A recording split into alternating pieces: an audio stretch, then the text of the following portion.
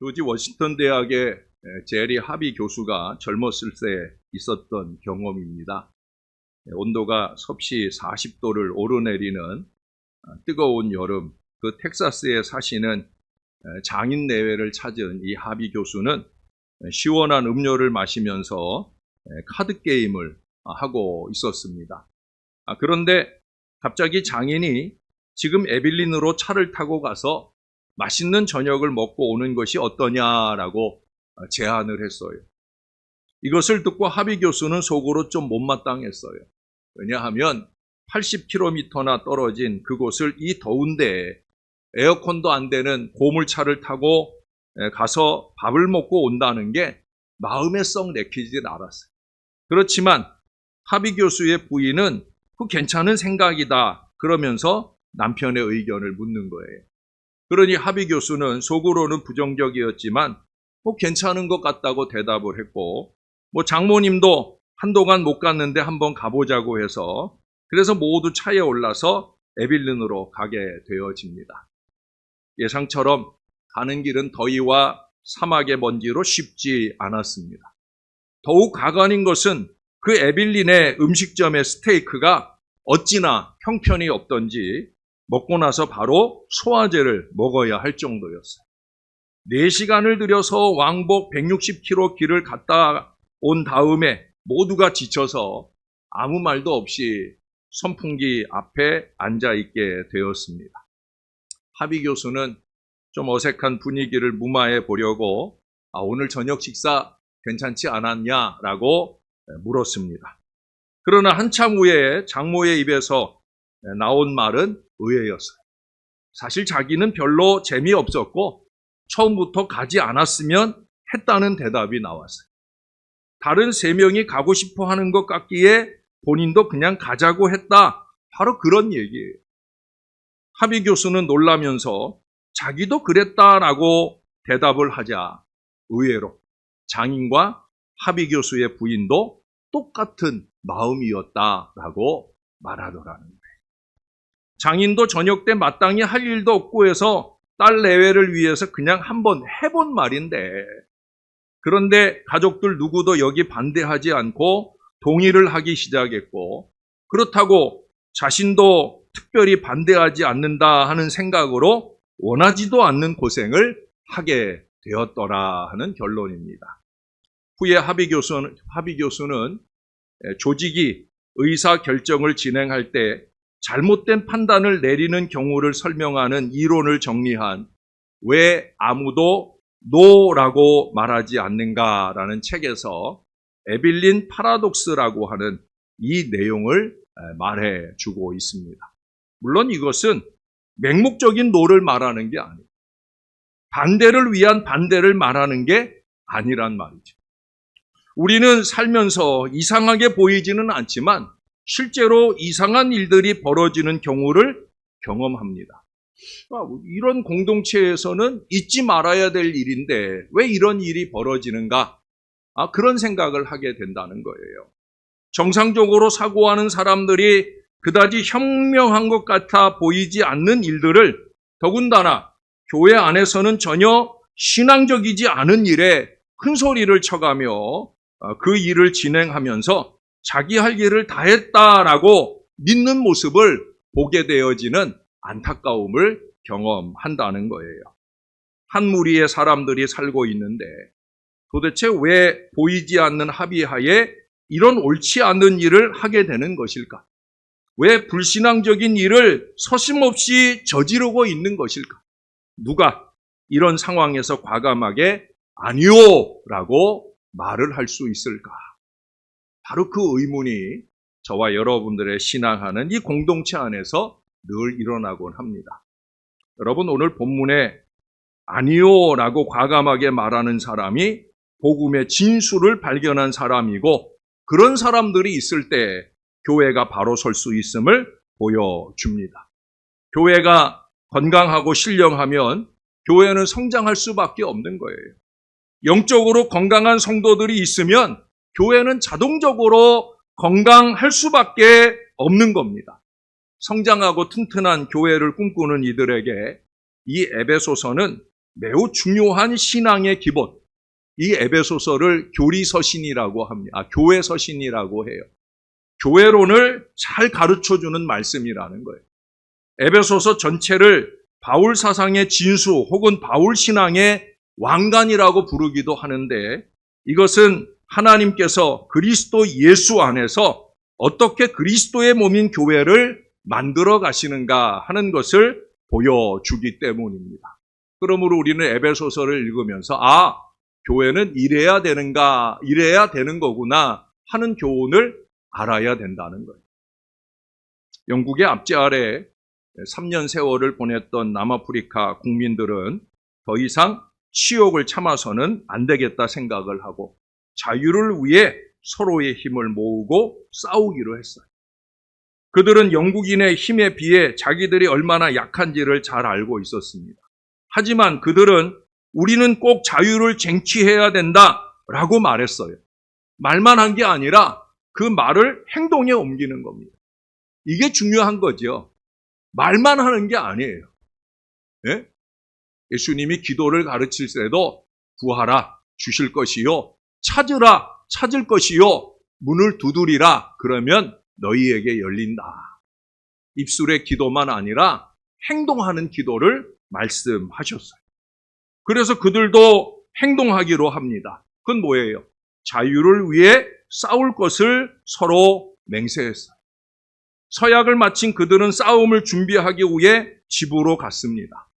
그런데 많은 부인들은 그냥 집에 머물러도 좋다는 허락을 받은 남편, 아마 그분들은 나이가 많다든지 아니면 자식이 없는 독자이든지, 그런 경우에는 너희는 안 나와도 돼 라는 그런 말을 들었다는 거예요. 그 집에 와서 여보 다 전쟁에 나가는데 나는 안 가도 된다는 허락을 받았다라는 말을 아내에게 하니까 놀랍게도 그 아내는 아니요! 당신에게 명령이 떨어지지 않았어도 나라를 위해서 싸우러 가세요라고 그렇게 독려했다는 거예요. 그리고 여러 아들이 있는 집에는 하나들만 나와도 된다. 그렇게 허락이 되어 있지만 그 어머니들은 아니요, 2명도 3명도 다 데려가세요라고 말했다는 거예요. 모든 남녀가 죽을 준비가 되어 있다는 거예요. 그래서 기꺼이 아니요 하면서 행동하는 신앙의 모습을 보여주더라는 거예요. 저 아름다운 하나님의 나라를 얻고 싶다면 우리도 이렇게 할 수 있어야 됩니다.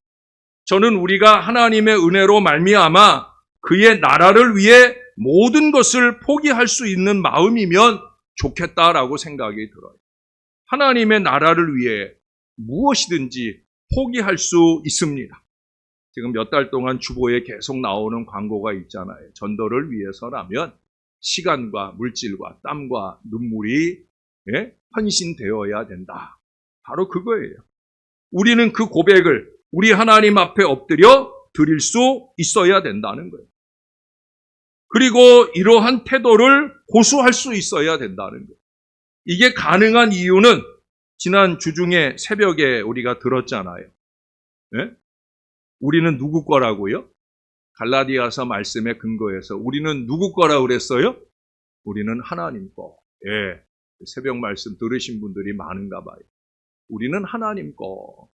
그러니 하나님 거, 하나님 뜻대로 살아야 된다. 이 말씀을 들었어요. 그러면 성령님으로 말미암아 하나님이 우리에게 갑절의 복을 내려 주실 거예요. 우리 하나님께는 공짜가 없거든요. 여러분, 우리는 하나님의 나라가 우리 마음에 가득하게 되는 복과 우리 하나님께 순종하고 그분을 위해 모든 것을 희생하며 포기하게 되는 복, 우선적으로는 이 복을 누려야 할 것이고, 이 복 가운데 살아갈 때 우리의 삶의 크고 작은 많은 은혜와 복을 우리 하나님이 더해 주실 줄로 믿습니다. 이 2장 전체를 통해 바울은 자주 표현하는 게 있어요. 그때에, 거기 2절에 보시면 그때에, 3절에는 전에는 이라는 말이 있고요. 오늘 본문 안에는 없지만 이 다음 내용들에 보면은 이제는이라는 말이 13절에 나와요. 그때에, 전에는, 그리고 이제는이라는 말을 번갈아 가면서 설명을 합니다. 과거, 그때에 이러이러했던 에베소 교인들이 이제는 이렇게 변화되었다 하는 말씀을 하고 있는 거예요. 바울에 의하면 과거에는 모두 예스, 예스, 예스. 그게 육신적이고 세상적이고 불신앙적인 건데도 불구하고 그러고 살았던 사람들이었다는 거예요. 과거에는 모두가 허물과 죄로 죽는 것이 당연하다고 생각하면서 살던 사람이었다. 그게 1절의 말씀입니다. 과거에는 세상 풍조를 따르며 사는 것이 인간이 사는 방법이라고 받아들이며 살았다. 공중의 권세 잡은 자를 따라서 살면 나도 권세 잡은 자가 되어 하나님 사람들 앞에 군림할 수 있으리라 생각하면서 살았다. 그게 2절에서 말씀하는 바예요. 전에는 마음이 원하는 것, 육신적이고 세속적임에도 불구하고 그 마음과 육심이 원하는 것을 하는 것이 자연스럽고 좋은 것이라고 믿고 그 모든 것에 늘 예스하며 살았던 사람이다. 그게 3절에서 말하는 얘기예요. 그런데 무엇인가 이상하지 않습니까? 지극히 자기를 사랑하며 사는 사람들이 따라가는 그 기준으로 삼은 것이 사실은 자기 자신이 아니라 거기 2절에 뭐라고 그래요? 세상의 풍조였다는 거예요. 공중의 권세를 잡은 자, 그들을 따라 행했다는 거예요. 사실은 사단에게 놀아나고 있는 거라는 얘기죠. 스스로 잘 살고 있다고 생각하는 사람들이 그 내용을 들여다보면 다른 것들의 뜻대로 움직이며 꼭두각시처럼 살았던 것이라는 말씀입니다. 세상에 그 이상 사단의 꼭두각시로 산 것입니다. 또 그 꼭두각시로 살기도 합니다. 이것은 우리 그리스도인들의 삶, 또 그리스도인들이 모인 공동체 그 교회의 모습이어서는 안 된다라고 하는 거예요. 왜? 이런 죄인의 삶을 살고 죽은 인생이라는 이 역설에 살던 우리를 소망 있는 생명으로 바꾸어 주셨으니까. 4절, 5절, 6절의 말씀에 보면 어떻게 함께 살리셨고 일으키셨고 그리고 안치심으로 가능하게 되었다는 거예요. 하나님은 우리를 함께 살리셨고 함께 일으키셨고 함께 안치셨다라는 말을 5절, 6절에 반복해서 말씀합니다. 그냥 살리신 것이 아니라 함께 살리셨다. 나 혼자를 하늘에 그냥 덩그러니 앉히신 것이 아니라 함께 앉히셨다. 누구와 함께일까요? 그리스도와 함께입니다. 우리가 어제 새벽에도 보았지만 갈라디아서에는 그리스도 예수 안에서라는 표현이 많이 나와요. 아니, 어제 로마서 8장 말씀도 인용했잖아요. 로마서, 고린도서, 갈라디아서, 에베소서, 빌립보서 모든 서신들 속에 바울은 자주 쓰는 표현이 뭐냐면 그리스도 예수 안에서. 결국 그리스도와 함께, 그리스도가 아니면 우리는 죽음에서 생명을 얻을 수도 없고 하늘 하나님 곁에 앉아 있을 수도 없다는 거예요. 이제는 죽음을 따라 살면서도 죽지 않은 것처럼 살던 우리에게도 희망이 생겼다라고 하는 거예요. 그래서 은혜인 거죠. 7절 이하에서는 그래서 은혜를 말씀하고 있는 거예요. 결국 믿음이라는 것은 하나님이 주신 은혜를 나의 것으로 받아들이는 거예요.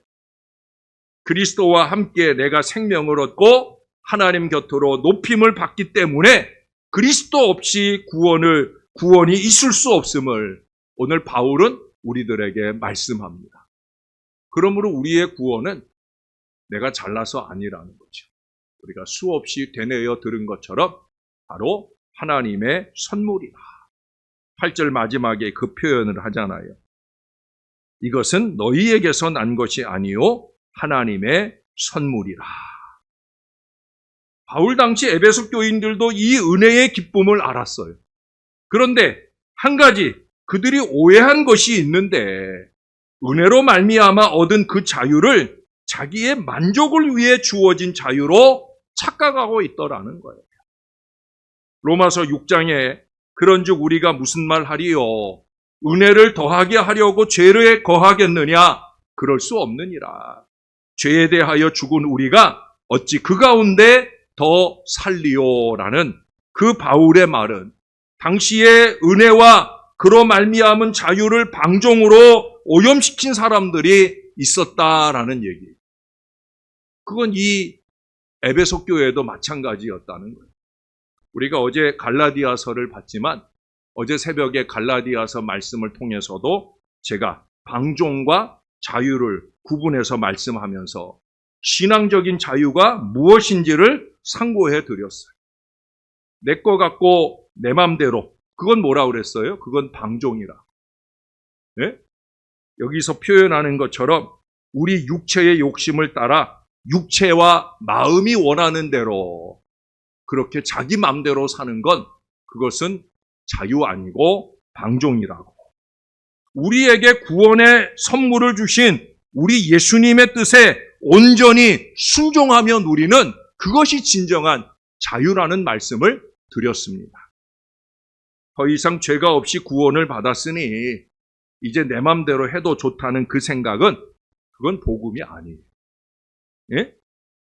얽어매던 죄와 각종 악행들에게 노임을 받은 우리가 다시 그 육신과 정욕을 위해서 죄의 노예가 될 수는 없는 거예요. 전혀 신앙적이지 않은 잘못된 생각을 따라가는 그 어리석음은 절대로 하나님이 우리나 우리의 교회에 원하시는 바가 아니라는 거예요. 그래서 바울은 오늘 본문에서 선행을 결론적으로 말씀하고 있어요. 선한 일을 위하여 지으심을 받은 바로 그 말씀을 한다는 거예요. 그리스도인의 삶에서 선한 일이 나타나야 된다 강조하고 있어요. 여러분 10절 말씀을 볼까요? 우리는 그의 만드신 바라 그리스도 예수 안에서 선한 일을 위하여 지으심을 받은 자니 이 일은 하나님이 전에 예비하사 우리로 그 가운데서 행하게 하려 하심이니라. 할렐루야. 참 중요한 말씀이에요. 선행은 하나님의 은혜의 결과입니다. 그리고 우리가 구원을 받은 목적이기도 하다는 거예요. 구원에 대해서 얘기를 하고 함께 살리시고 함께 일으키시고 함께 앉히시고 이 구원이 하나님의 은혜의 선물이다. 이 선물을 받았으면 우리는 뭐 해야 되느냐? 선한 일에 열심으로 행해야 된다는 거예요. 고린도후서 9장 8절에서도 보았잖아요. 하나님이 모든 은혜를 넘치게 부어주시는 은혜가 이유가 뭐라고 그랬어요? 선한 일을, 모든 선한 일을 열심히 하도록 하기 위해 부어주신다는 거예요. 할렐루야. 여러분 은혜 받을수록 우리의 마음에 이 선한 일에 대한 간절한 열망이 생겨야 된다는 거예요. 하나님이 창세전부터 우리를 지으신 그 큰 계획 속에 우리의 선행이 당연히 포함되어 있기에 우리가 반드시 이루어야 하는 거룩한 책임입니다. 만약 우리가 구원의 목적을 그저 믿음에 대한 확신으로 갖고 있다면 이제 우리는 그 단계를 넘어서 선을 행하는 단계로 나가야 된다는 거예요. 구원의 확신은 신앙의 출발점일 뿐이고요.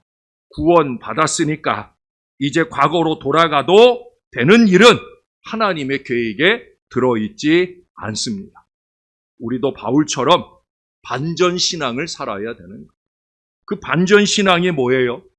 철저히 선한 일을 위해 섬김을 위해 열심내고 살아야 된다는 거예요. 렉스 박사라는 분은 영국의 런던 동부 지역에서 38년간 목회하던 감리교 목사님입니다. 어느 날 그는 동네의 한 노인이 몹시 아프다는 이야기를 듣고 그를 찾아갔어요. 그러나 그 노인은 고개를 돌린 채 말 한마디 하지 않았습니다. 대화를 나누기 위해 애쓰던 렉스 목사님은 그 집의 냉랭한 난로와 바닥나기 시작한 식량을 알아챘어요. 그래서 얻은 것 없이 그 집을 나선 목사님은 2덩어리의 양고기를 그 집에 배달해 주도록 주문했습니다. 며칠 후 목사님은 또 그 집을 방문했어요.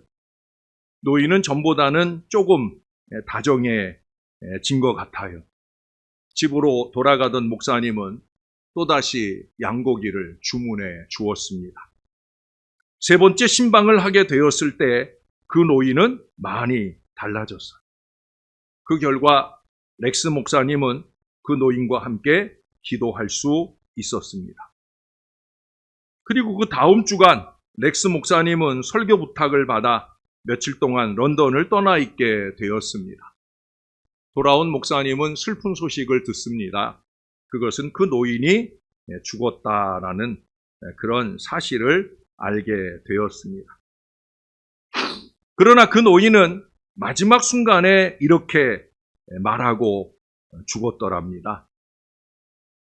렉스 목사님에게 전해 주십시오. 이제 나는 곧 하나님께 돌아갑니다. 이처럼 나를 변화시킨 것은 목사님의 설교가 아니라 목사님께서 나를 위해 사주셨던 양고기 때문이었다는 사실입니다.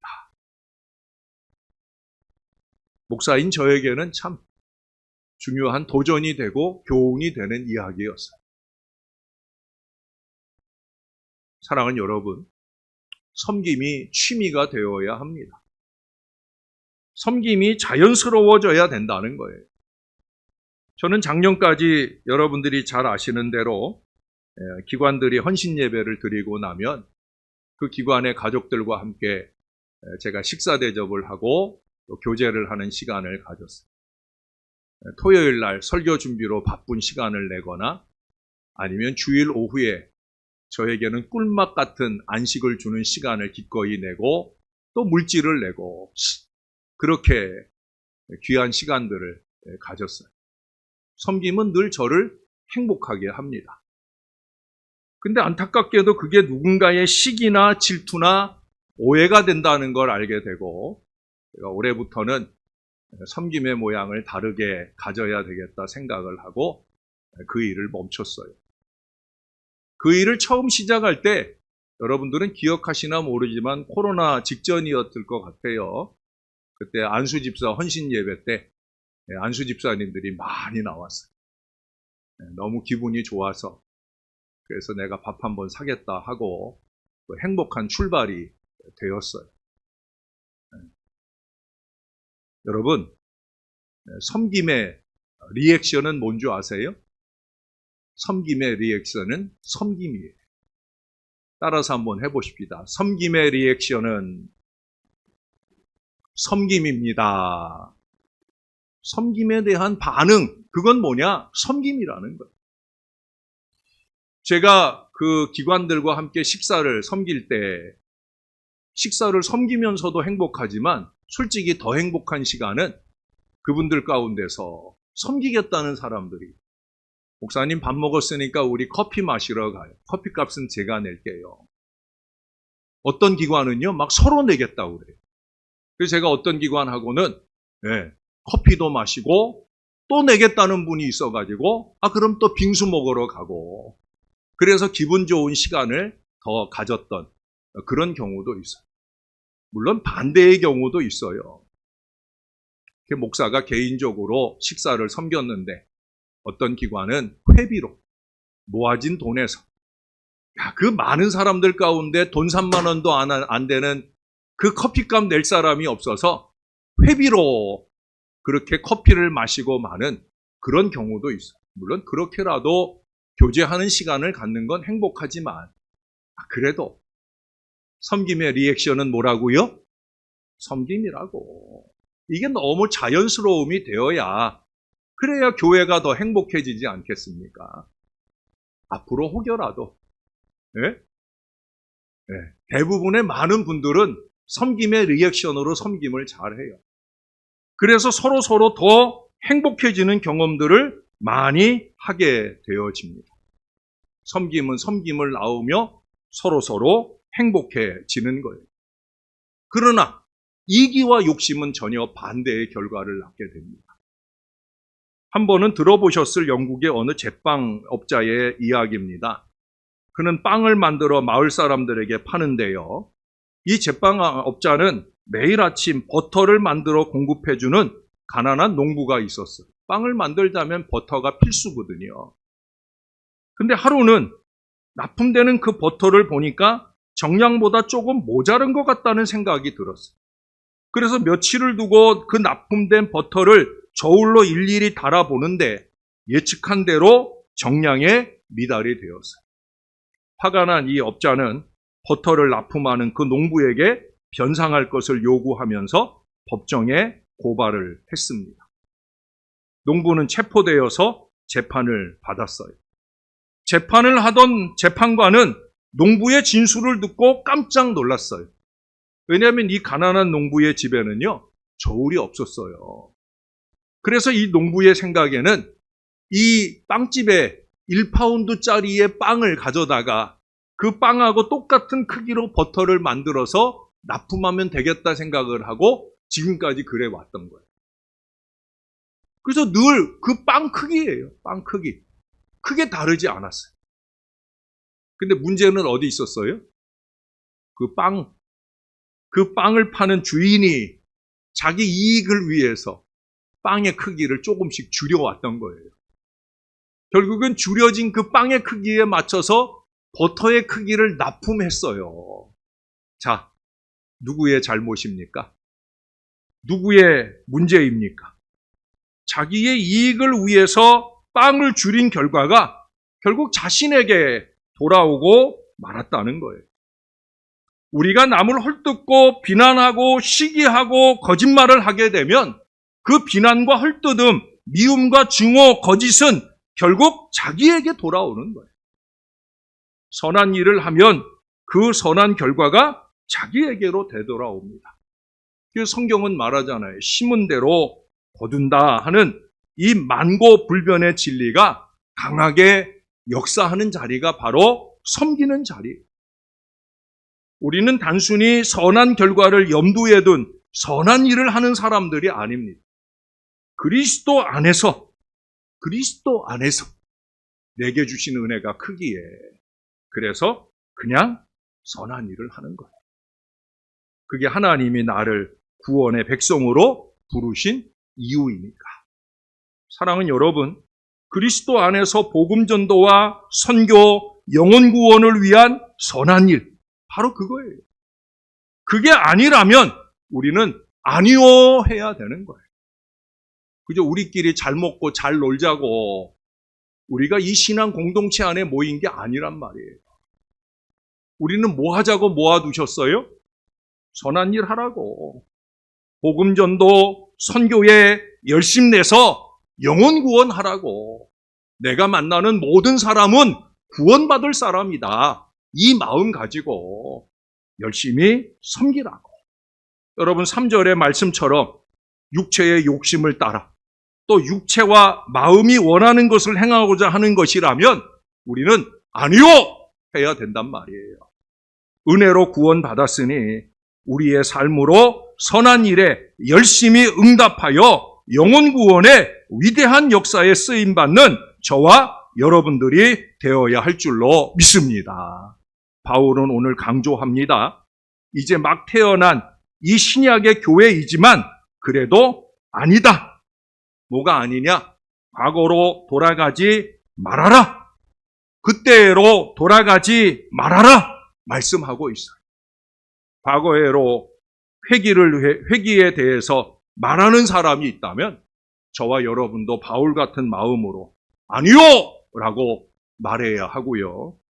비전의 미래, 선한 미래, 선교의 미래를 위해 언제나 힘찬 전진의 삶으로 응답하며 살아가는 저와 여러분들의 신앙이 되고 이 신앙이 똘똘 뭉쳐서 은혜로 부흥하는 우리 신월 제1교회가 되기를 우리의 구주 되시는 예수님 이름으로 간절히 축원합니다. 기도하겠습니다. 참 좋으신 아버지, 우리 하나님께서 그리스도 예수로 통하여 우리를 구원하신 은혜를 감사합니다. 그리스도로 함께 우리가 살림을 받았고 이제 그리스도와 함께 영원한 하나님 보좌 좌우로 우리가 앉게 될 날을 기대하면서 그 자리에 앉게 될 때 주님이 우리를 칭찬하실 만한 건강한 성도, 건강한 교회 되기를 위하여 우리의 마음에 무슨 일을 해야 될지를 말씀을 통해 깨닫게 해주시니 감사를 드립니다. 은혜로 구원의 선물을 받았으니 이제 우리도 은혜로 선한 일에 열심내는 하나님의 친백성 되게 하여 주시옵소서. 교회의 교회됨, 전도와 선교에 열심내는 능력재단을 이루는 모든 성도들이 되어 하나님께는 영광이 되고 죽어져가는 많은 영혼은 구원시키는 은혜의 재단으로 쓰임받도록 우리를 축복해 주시옵소서. 감사드립니다. 예수님 이름으로 기도합니다. 아멘.